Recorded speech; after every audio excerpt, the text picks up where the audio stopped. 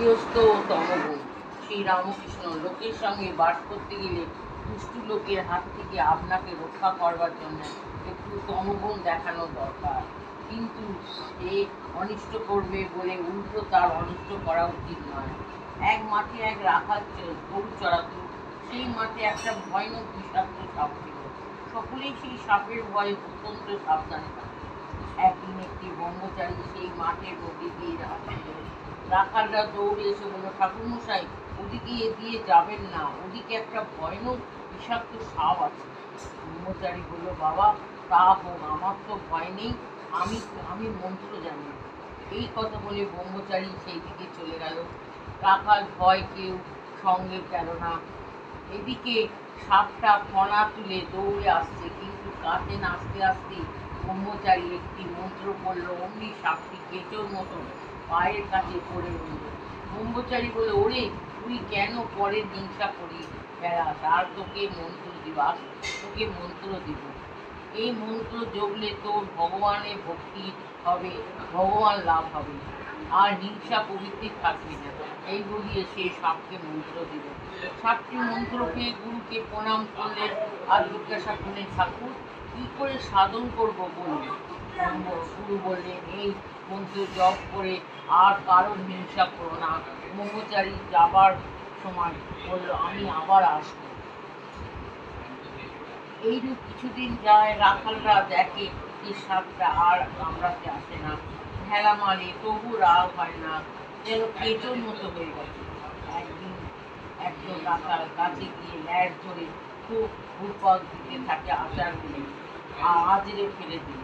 সাপটি মুখ দিয়ে রক্ত উঠতে লাগলো, আর সে অচেতন হয়ে পড়ল, নড়েও না, চড়েও না। রাখালরা মনে করলো যে সাপটা মরে গেছে। এই মনে করে তারা সব চলে গেল। অনেক রাত্রে সাপের চেতনা হলো।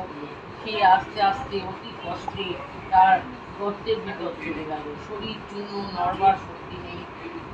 অনেকদিন পরে যখন অস্থির চর্মষ্ট, তখন বাইরে আহারের চেষ্টায় রাত্রে একবার চড়তে আসতো। ভয়ে দিনের বেলা আসতো না। মন্ত্র লওয়ার অবধি আর হিংসাও করে না। মাটি, পাতা, গাছ পড়িয়া গেছে এমন ফল পেয়ে খেয়ে পান ধারণ করত। প্রায় 1 বছর পরে ব্রহ্মচারী সেই পথ দিয়ে আবার এলো, এসেই সাপের সন্ধান করলো। রাখালরা বলল যে সাপটা মরে গেছে। ব্রহ্মচারী কিন্তু এ কথা বিশ্বাস করল না। সে জানে যে মন্ত্র ও নিয়েছে তা সাধন না হলে দেহত্যাগ হবে না। খুঁজে খুঁজে সেই দিকে তার দেয়া নাম ধরে ডাকতে লাগলো। সেই গুরুদেবের আওয়াজ শুনে গর্ত থেকে বেরিয়ে এলো এবং খুব ভক্তি ভরে প্রণাম করলো। ব্রহ্মচারী জিজ্ঞাসা করলো, তুই কেমন আছিস? সে বলল, আমি ভালো আছি। ব্রহ্মচারী বলল, তবে তুই এত রোগা হয়ে গেছিস কেন? সাপ বলল, ঠাকুর, আপনি আদেশ করেছে কাউকে হিংসা করো না, তাই পাতাটা ফলটা খাই বলে বোধহয় রোগা হয়ে উঠেছি। এর সত্যগুণ হয়েছে কিনা তাই কারুর উপর পড়লো। সে ভুলেই গেছিল যে রাখালরা মেরে ফেলবার জোগাড় করেছিল। ব্রহ্মচারী বলল, শুধু না খাওয়া তরুণ এইরকম অবস্থা হয় না, অবশ্যই আরও কারণ আছে, ভেবে দেখ। সাপটা মনে পড়ল যে রাখালরা আছাড় মেরেছিল। তখন সে বলল, ঠাকুর, মনে পড়েছে বটে, রাখালরা একদিন আছাড় মেরেছিল। তার অজ্ঞান জানে না যে আমার মনে কি অবস্থা। আমি যে কাউকে কামড়াই না বা কোনো রকম অনিষ্ট করবো না, কেমন করে জানবে? ব্রহ্মচারী বললে, ছি, তুই এত বোকা, আপনাকে রক্ষা করতে জানিস না? আমি কামড়াতে বারণ করেছি, ফোঁস করতে তো নয়। ফোঁস করে ওদের ভয় দেখা না কেন? দুষ্টু লোকের কাছে ফোঁস করতে হয়, ভয় দেখাতে হয়, পাছে অনিষ্ট করে। যাদের গায়ে বিষ ঢালতে নেই, অনিষ্টও করতে নেই। ওম নিরঞ্জন নিত্যমনোন্তরূপং ভক্তানুকম্পাদিত বিজৃম্ভৈ ঈশাবতার পরমেশ্বমিত্যং রামকৃষ্ণ শিরসায় নমঃ।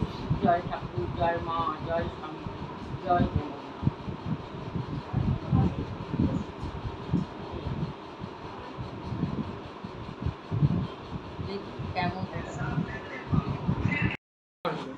তব কথামিত তপ্ত জীবনং কবিভিরিডিঙিতং কল্মষাপয়ং শোভনমঙ্গলম শ্রীমদাততং ভুবি গৃহন্তি দেবুরিতা জানা।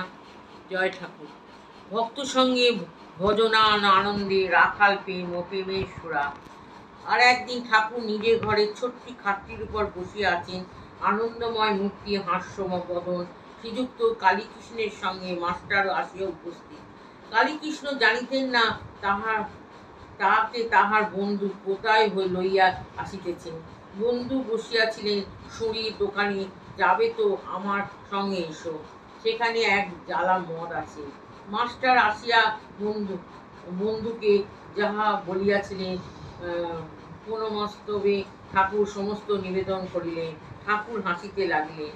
ঠাকুর বললে, ভজনানন্দ ব্রহ্মানন্দ একই আনন্দের সুরা, প্রেমের সুরা। মানব জীবনের উদ্দেশ্যে ঈশ্বর প্রেম, ঈশ্বরকে ভালোবাসা, ভক্তি সার, জ্ঞান বিচার আর ঈশ্বরের জ্ঞানই বড় কঠিন। এই বলিয়া ঠাকুর গান গাইতে লাগলেন। কে জানে কালী কেমন, স্বরদর্শনে নায়কা দর্শন। আত্মারামের আত্মা কালী, প্রমাণ প্রণবের মতো। যে যে ঘটে ঘটে বিরাজ করে ইচ্ছাময়ী, ইচ্ছা যেমন। কালীর উপর ব্রহ্মাণ্ড খণ্ড প্রকাণ্ড, তা বুঝি কেমনই। যেমন শিব বুঝেছেন কালীর মর্ম, অন্য কে বা জানে তেমন। মূলাধারে সহস্র সারে সদা যোগী পরে মনন। কালী পদ্মাবনে হংস শনে, হংসী রূপে করে রমণ।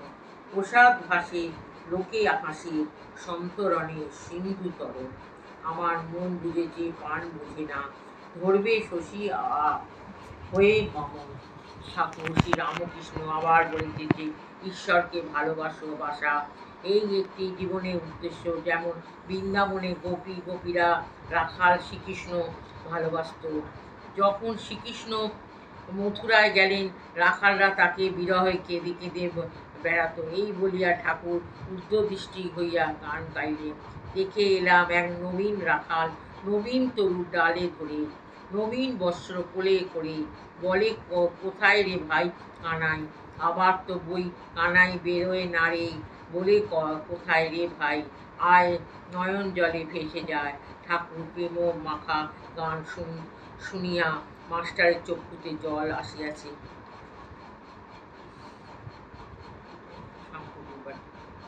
প্রথম পরিচয় 1882 এপ্রিল মাস, শ্রীরামকৃষ্ণ শ্যামপুকুরে, পানকৃষ্ণের বাটিতে। ঠাকুর শ্রীরামকৃষ্ণ কলকাতায় আর শুভভ্রমণ করিয়াছেন। শ্রীযুক্ত পানকৃষ্ণ মুখোপাধ্যায় শ্যামপুকুর বাটির দোতলায় বৈঠকখানা ভক্ত সঙ্গে বসিয়া আছেন। এইমাত্র ভক্ত সঙ্গ বসিয়া প্রসাদ পাইয়াছেন। আজ 2রা এপ্রিল রবিবার, 1882 খ্রিস্টাব্দে 21শে চৈত্র, 1288 শুক্লা চতুর্থী। এখন বেলা 1টা-2টো হইবে। কাপ্তেন ওই পাড়াতেই থাকেন। ঠাকুর ইচ্ছা এই বাড়িতেই বিশ্রামের পর কাপ্তেনের বাড়ি হইয়া তাহাকে দর্শন করিয়া কমলকুটির নামক বাড়িতে শ্রীযুক্ত কেশব সেনকে দর্শন করিতে যাইবে। পানকৃষ্ণের বৈঠকখানায় বসিয়া আছেন রামমোহন, কেদার, সুরেন্দ্র, গিরীন্দ্র, সুরেন্দ্রনাথের ভাই রাখাল, বলরাম মাস্টার প্রভৃতি ভক্ত উপস্থিত। পাড়ার বাবুরা, অন্যান্য নিয়ন্ত্রিত ব্যক্তিরাও আছেন। ঠাকুর কি বলেন শুনিবার জন্য সকলে উৎসুক হইয়া আছেন। ঠাকুর বলিতে যে ঈশ্বর তাহার ঐশ্বর্য, এই জগৎ তার ঐশ্বর্য। কিন্তু ঐশ্বর্য দেখেই সকলে ভুলে যায় যার ঐশ্বর্য তাকে খুঁজে নেয়। কামিনী কাঞ্চন ভোগ করতে সকলে যায়, কিন্তু দুঃখ অশান্তি বেশি। সংসার যেন বিশাল আর্থিক নৌকায় দহে, একবার পড়লে আর রক্ষা নাই। সেগুন কাঁটার মতো এক ঝাড়ে তো আর একটা ছড়ায়। গোলক ধাঁধার একবার ঢুকলে বেরোনো মুশকিল। মানুষ যেমন ঝলসা হয়ে পোড়া হয়ে যায়। একজন ভক্ত এখন উপায়, শ্রীরামকৃষ্ণ উপায়, সাধুসঙ্গ আর পার্থ না। ধৈর্যের কাছে না গেলে রোগ ভালো হয় না। বৈদ্যের কাছে না গেলে রোগ ভালো হয় না।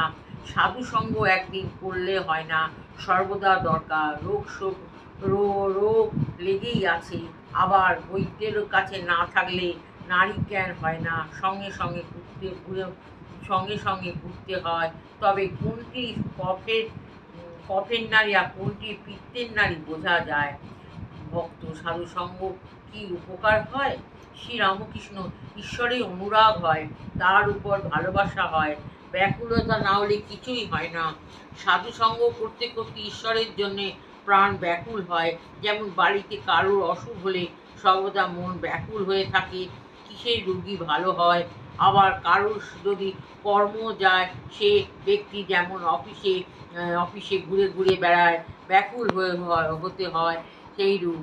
যদি কোনো অফিসে বলে কর্ম খালি নেই, আবার আর পর দিন এসে জিজ্ঞাসা করে আজ কি কোনো কর্ম খালি হয়েছে। আর একটা উপায় আছে, ব্যাকুল হয়ে প্রার্থনা।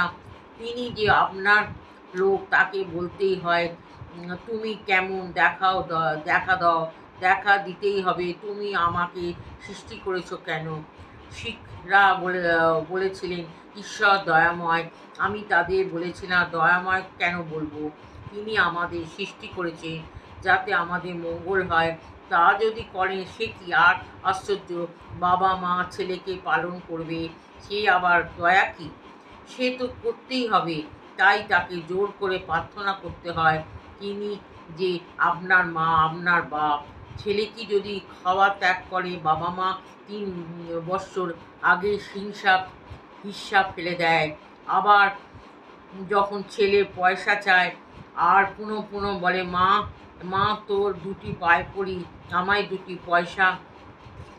পয়সা দে, তখন মা বাজার হয়ে তার ব্যাকুলতা দেখে পয়সা ফেলে দেয়।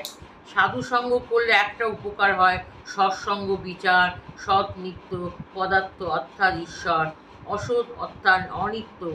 অসৎ পর মন গেলেই বিচার করতে হয়। হাতি পরের কলা গাছ খেতে সুর বাড়ালেও সেই সময় ভাঙস মারে। প্রতিবেশী মহাশয় পাপ বুদ্ধি কেন হয়? শ্রীরামকৃষ্ণ তার জগতে সকল রকমেই আছে। সাধু লোকও তিনিও করছেন, দুষ্টু লোক তিনিও করছেন। সৎ বুদ্ধি তিনিই যেন, অসৎ বুদ্ধিও তিনিই দেন।